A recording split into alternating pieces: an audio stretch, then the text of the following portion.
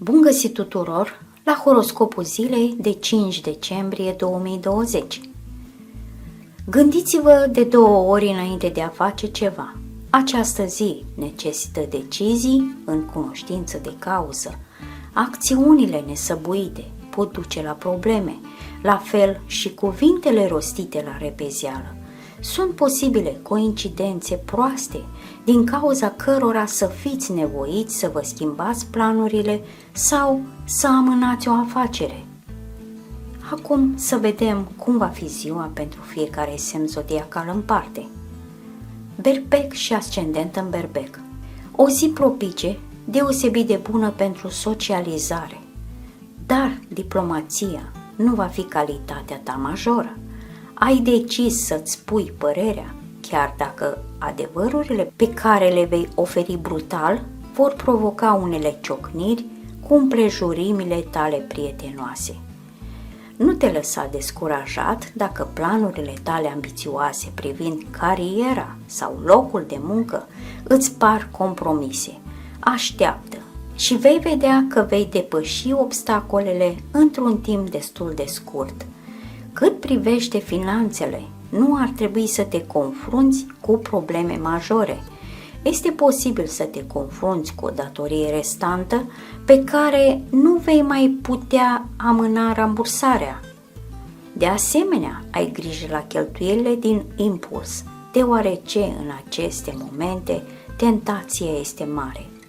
Sfatul zilei de astăzi: nu ezita să-ți condimentezi felurile de mâncare cu usturoi.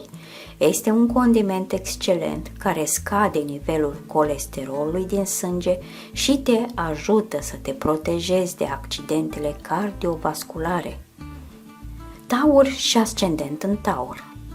Mult mai greu decât de obicei, dar datorită faptului că ești persistent, vei reuși până la urmă. Chiar dacă urești neîncrederea din fire, fii în gardă de data asta. Ai greșit să îți pui încrederea în unii oameni care îți fac ochi dulci acum, dar căutând doar să-ți facă rău. Fii zgârcit cu cuvintele și gândește-te că adesea ne căim că vorbim și că nu tăcem niciodată. Astăzi iubirea plutește în aer. Plăcerile dragostei sunt ale tale.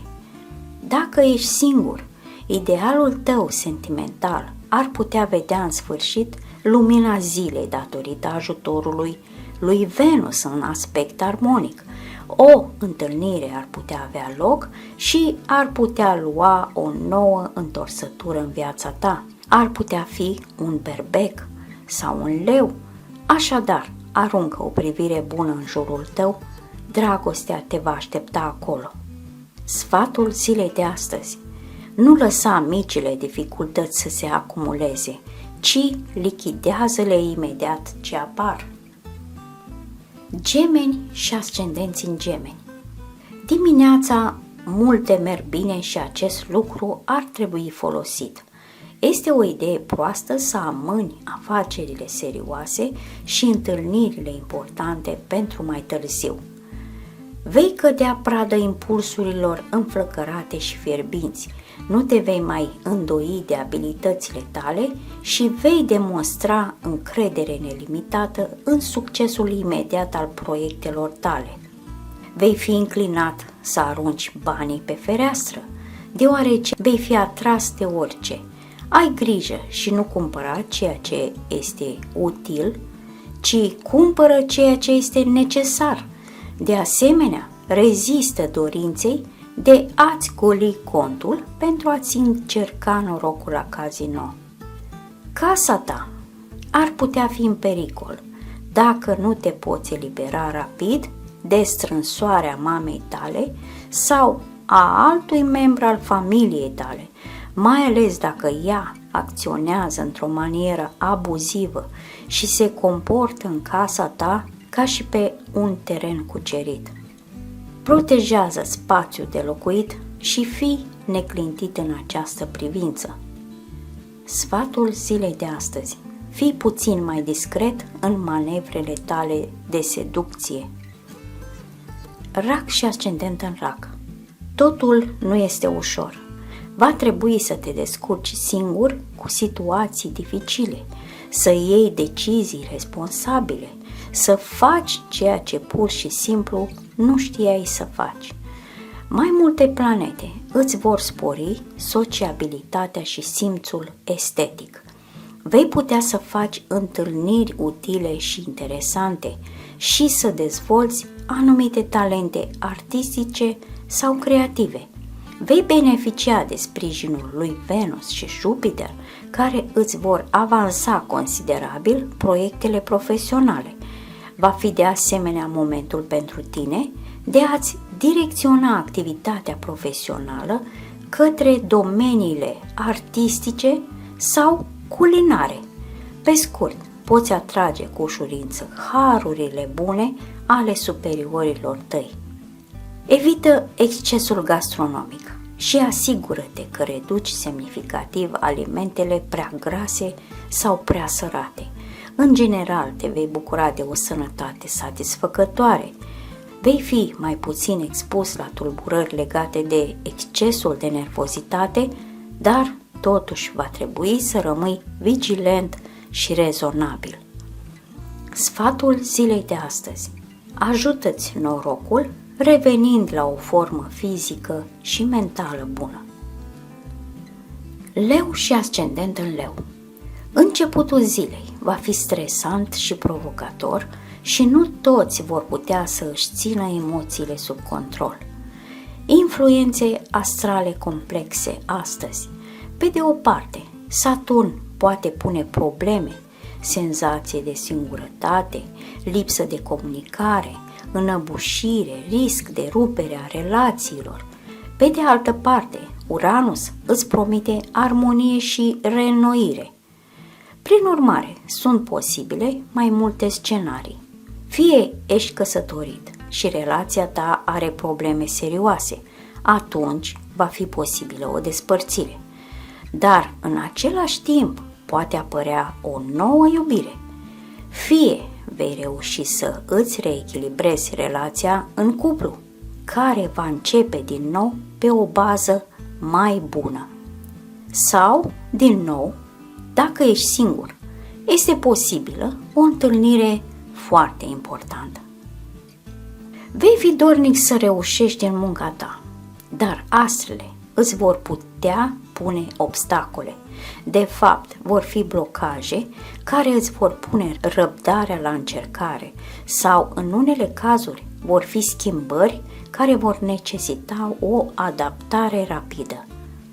Sfatul zilei de astăzi: dacă vei ști să contribui la fericirea altora, cu siguranță vei obține și tu partea ta de plăcintă. Așadar, nu fi prea egoist. Fecioară și ascendent în Fecioară. Dacă ai lucruri importante de făcut și planuri mari, nu amâna nimic pentru după amiază. Cu cât vei lua măsuri mai repede, cu atât este mai probabil să obții rezultatul dorit. Influența tendințelor negative va crește treptat și vei simți că lucrurile îți scapă de sub control și vei începe să devii nervos. Găsește pe cineva cu care poți vorbi. În astfel de momente, sprijinul pentru înțelegerea oamenilor este foarte importantă. La locul de muncă vei fi în continuare sub greutatea rutinei care te reține în progres. Reorganizează-te și înnoiește-ți metodele, deoarece stelele vor fi favorabile acesteia. Vei observa apoi o îmbunătățire marcantă. Jupiter este o stea cu mari beneficii pentru sănătate și va ajuta pe toți cei care, în ultima perioadă, s-au aflat într-o formă proastă să își recapete un ton mult mai bun. Dacă ai fost afectat de o boală de o anumită gravitate, acesta te va ajuta să te vindeci complet și să îți recâștigi un echilibru la fel de bun ca înainte de această alertă. Sfatul zilei de astăzi: nu îți face griji cu privire la viitor și calmează-ți nerăbdarea. Balanță și ascendent în balanță. O zi de bun augur atât pentru munca independentă, cât și pentru unirea cu oameni cu aceeași idee. Nu contează ce obiective ți-ai propus pentru tine și pentru ceilalți, este important să știi cum să le realizezi și să fii dispus să depui efortul. Proiectele profesionale interesante ar trebui să se poată materializa. Dacă ești încă student și dorești să obții o bursă sau să faci un stagiu plătit, această zi îți va fi foarte favorabilă. Vei fi înclinat să-ți lași afectivitatea să se răspândească liber în familie. Vei arăta o ardoare și o spontaneitate greu de controlat în emoțiile tale, ca și în impulsurile tale. Vei fi generos și exuberant, un adevărat vârtej. Rudele tale, atât de mult obișnuite cu reticența și discreția ta, vor fi uimite, dar nu se vor plânge de asta. Sfatul zilei de astăzi. Uneori, oamenii preferă un compliment mincinos decât o critică sinceră și unii se vor supăra pe sinceritatea ta. Scorpion și ascendent în Scorpion. Încearcă să nu atragi prea multă atenție asupra ta. Cu cât alții știu mai puțin despre ceea ce faci, cu atât mai bine. Vei fi într-o formă excelentă. La revedere atacuri de anxietate. Acum ești în deplină posesie a bunurilor tale fizice, dar nu exagera cu cafeaua, alcoolul și țigările. În ceea ce privește locul de muncă, va trebui să arăți că de multe ori ești cel mai bun dacă vrei. Astăzi este cea mai bună oportunitate de a arăta ce poți face. Nu vei avea probleme financiare majore de care să-ți faci griji, dar nici nu vei putea conta pe noroc pur pentru a te face miliardar. Depinde de tine să îți gestionezi cât mai bine bugetul, lucru pe care îl vei face. Sfatul zilei de astăzi. Fii precis și clar cu membrii familiei tale pentru a evita neînțelegerile care îți otrăvesc existența. Săgetător și ascendent în Săgetător. Sunt posibile mici neînțelegeri, dar în general ziua nu este atât de rea. Planeta Marte te energizează la maxim, chiar te împinge spre extravaganță și agresivitatea ta îți poate scăpa uneori de sub control și vei putea face ravagii în diferitele tale relații. O zi fructuoasă în perspectivă, care îi va favoriza atât pe artiști, comercianți, cât și pe toți cei care trebuie să apeleze la intuiția lor, la sensibilitatea lor pentru a-și direcționa, controla sau avansa viața profesională. Uranus va exercita o influență benefică asupra diferiților pași. Veți putea asimila o serie de impresii, achiziții valoroase și în timp util. Dacă ești singur, Venus îți promite o zi foarte plăcută cu inima ta. Vei avea șanse mari să te îndrăgostești. Intelectualii și vorbitorii rafinați te vor fascina în mod deosebit. Sfatul zilei de astăzi. Nu ezitați să fiți fermi cu copiii voștri și urmăriți mai atent adolescenții. Capricorn și ascendenți în Capricorn. Ziua nu este fructuoasă, dar va fi plăcută și veselă. Pot exista coincidențe surprinzătoare, evenimente neașteptate care te vor înveseli.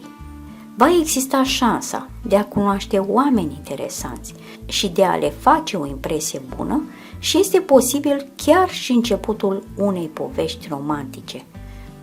Prietenia va deține primul loc în viața ta. Vei fi înconjurat de prieteni și te vei încrede cu ușurință în ei, dar asigură-te că îți incluzi și partenerul în activitățile tale, dacă nu vrei o criză de gelozie. Ar trebui să eviți cu atenție orice inițiativă sau pas sub acțiunea impulsivității tale sau a energiei slab controlate. De ce să nu te înconjori de oameni competenți, capabili, să te sfătuiască în toate proiectele tale? Sfatul zilei de astăzi: ai grijă de sănătatea ta, în special de problemele circulatorii, hepatice și gastrice. Vărsător și ascendent în Vărsător. Sunt posibile pierderi, neînțelegeri și accidente neplăcute. Viața ta de căsătorie nu va fi monotonă. Unii nativi care trăiesc în cuplu se vor certa cu partenerul lor, alții se vor confrunta cu un climat de neînțelegeri și minciuni, în timp ce alții nu vor ezita să înșele. Dacă ești singur, probabil vei suferi frustrări, conflicte și uneori vei lua chiar inițiativa de a te arunca în gura lupului. Ca întotdeauna, vei fi relativ bine protejat material și viața ta profesională nu va arăta prea rău. Pe termen scurt, nu te va interesa. Vei dezvolta planuri mari și vei lua decizii importante care îți pot schimba viitorul. Dar nu ar trebui să te aștepți la victorii ușoare. Unele obstacole îți vor părea de netrecut, dar vei fi atât de hotărât să depășești aceste dificultăți, încât cu siguranță că vei ieși pe primul loc. Sfatul zilei de astăzi: caută să îți remediezi situația în loc să te plângi din nou și iarăși. Pești și ascendenți în Pești. Ziua este controversată, neuniformă și agitată.